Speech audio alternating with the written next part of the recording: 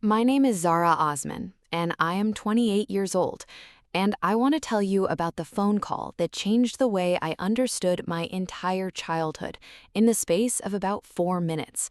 But before I tell you about the phone call, I need to tell you about the graduation, because the graduation is the thing everything else arranges itself around in my mind when I try to explain what my family was and what it cost me to grow up inside it. I graduated from university on a Saturday in June, first class honors in accounting, 4 years of work that I had paid for myself through a combination of scholarships, part-time jobs, and the specific focused discipline of a person who has learned early that no one is coming to help, and that self-sufficiency is not a choice, but a survival strategy. I had 2 tickets for family. I gave them both to my parents. My brother Tariq did not need a ticket because he was 24 and still living at home and would come with them. I wore my gown and my cap, and I sat in the third row and I watched the doors at the back of the hall for 40 minutes before the ceremony started. They did not come through those doors. My name was called. I walked across the stage. I shook the dean's hand. I held my certificate, and I looked out at the audience, and I found the faces of my friends and their families. People crying and clapping and holding up phones, and I did not find my parents in any of it. I sat back down. I took a photograph of myself with my certificate in the bathroom afterward because I wanted documentation of the day. I went home alone on the bus. My parents were at Tariq's football match. He sat on the bench for all but 7 minutes of it.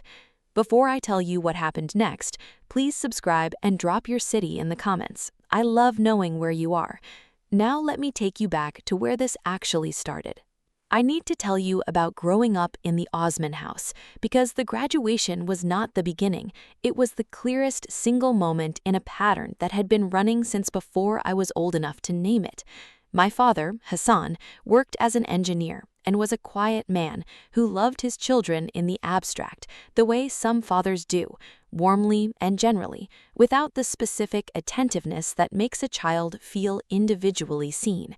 My mother, Farida, was the more present parent, and also the one whose favoritism was more legible, because she was the one who made the day-to-day decisions: who got what, who was celebrated, whose achievements were discussed at dinner, and whose were noted briefly and moved past.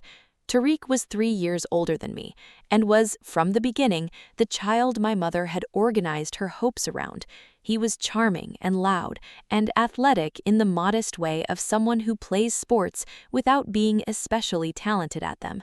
And my mother spoke about him to other women at the mosque the way women speak about children they are proud of, with a particular warmth that was its own category, separate from the warmth she showed me, which was present but quieter and conditional in ways I spent years trying to understand, and eventually stopped trying to understand, because the understanding did not change the reality. I was the academic one, the responsible one, the one teachers called reliable and parents called easy, and which I now understand is the language adults use for children who have learned not to require too much, because requiring too much has not historically produced results. I did not require too much. I got good grades, and I did my chores, and I did not make problems, and I watched my brother get celebrated for being present in rooms where I was invisible, for achieving things, and I told myself it was fine. It was just how families worked. Some children were louder, and louder got more. It did not mean anything about my worth. I told myself that for 25 years. I was wrong. The phone call came on a Tuesday evening in October when I was 27 and living in my own apartment in a city 2 hours from where I grew up, working as a junior accountant at a firm I had joined straight out of university, and which I had been building a reputation at through the same focused discipline that had gotten me through my degree.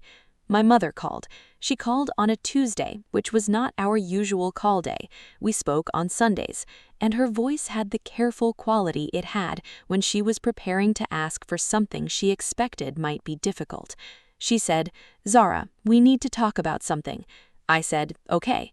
She said, "My father and I have been having a difficult few months financially." I said, "I'm sorry to hear that." She said, "Some of the investments did not perform the way we expected, and there are some outstanding bills, and we are a little short." I said, "How short?" She gave me a number. It was significant. It was not catastrophic, but it was significant, the kind of number that would require me to draw on savings I had been building carefully for 2 years toward a deposit on a property. I said, "What happened to the money you were setting aside?" She said, "We used some of it to help Tariq. He had some difficulties. His car needed replacing, and there were some other expenses." I sat with that for a moment. Tariq's car, Tariq's other expenses, funded by the money my parents had been setting aside, which was now gone, and the solution to that gap was being presented to me as a request. I said, "Mom, I want to ask you something, and I need you to answer me honestly." She said, "Of course." I said, "When was the last time you asked Tariq to help with something like this?" The silence on the other end of the phone was 4 seconds long. I counted. She said, "Tariq is not in a position." I said, "He is 29 years old and employed." She said, "He has his own difficulties." I said, "I know. You just told me. You funded them." She said, "Zara." I said, "I'm not trying to be difficult." I said it quietly, the way I said everything, without heat, without drama. I said, "I just want to understand the math, because the math, Mom, is something I have always been very good at." I did not say no on that phone call. I want to be honest about that, because this story is not the version where I immediately found my voice and delivered a perfect response in real time, because that is not how it happened. And the honest version is more useful than the satisfying one. What I said was that I would think about it and call her back. And I hung up and I sat at my kitchen table for a long time with the particular quality of stillness that I have always used for processing things that are too large for immediate reaction. I thought about the graduation. I thought about the birthday parties Tariq had that I did not, the proper ones with guests and cake, and the particular warmth of being celebrated in public by people who love you. I thought about the car he got at 17 and the bus pass I got at 17 and the way my mother had explained the difference by saying Tariq needed more independence, as if I had not also been 17 and also needed independence and had simply been assessed as capable of managing without it. I thought about every school play I had a part in that my parents attended briefly or not at all, every exam result that was acknowledged with a nod and moved past, every achievement that landed in the space our family reserved for things that were expected from Zara and therefore did not require celebration. I thought about the money I had been sending home every few months for the past 2 years, quietly, without being asked, because I knew they had stretched themselves, and because I loved them, and because I had always been the one who handled things. And I thought about Tariq's car, funded by the money I had contributed to, used to help the son who had not contributed to anything. I called my friend Amara. I told her what had happened. She listened, and then she said, "Zara, what do you actually want from your parents? Not from this situation. In general, what do you want?" I sat with that question for 3 days before I knew how to answer it. I called my mother back on a Friday evening. I had prepared what I wanted to say not as a speech, but as a set of honest things said in the correct order, the way I prepared a financial report, organized, clear, without unnecessary language, but without omitting anything that mattered. I said, "Mom, I have been thinking about your call." She said, "I'm glad." I said, "I am going to answer your question, but first, I want to say something that I have needed to say for a long time." She went quiet. I said, "I have spent my whole life being the reliable one in this family.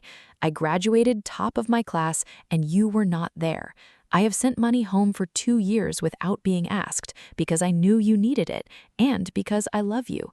I have not asked for celebration or recognition or anything beyond a basic acknowledgement that what I contribute matters."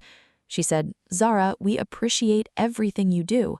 I said, "Mom, you missed my graduation for Tariq's football game. He sat on the bench for all but 7 minutes." She was silent. I said, "I'm not saying this to make you feel guilty. I'm saying it because I need you to understand what I'm about to say in the right context. I said, I am not going to give you the money. She made a sound. I said, not because I do not have it, and not because I do not love you. Because you used the savings you had to fund Tariq's car and his expenses, and now you are calling me, not him, to cover the gap, and I need that pattern to stop. I said, if you ask Tariq for his share of this, and he contributes, and there is still a shortfall, call me, and we can discuss it. She said, Tariq cannot. I said, then Tariq needs to find a way to be able to. I said, Mom, I am your daughter, and I love you, but I am not the family's financial backup plan while my brother is its priority. That is not a role I agreed to, and it's not one I'm going to keep playing. She did not speak for a long moment. When she did, her voice was different, quieter, with something in it that I had not heard before and that I want to describe accurately. Not anger, not guilt exactly, something more like the sound of a person hearing a true thing and not yet knowing what to do with it. She said, I did not know you felt this way. I said, I know. I said, that is also something we need to talk about. We talked for an hour. It was the most honest conversation we had ever had.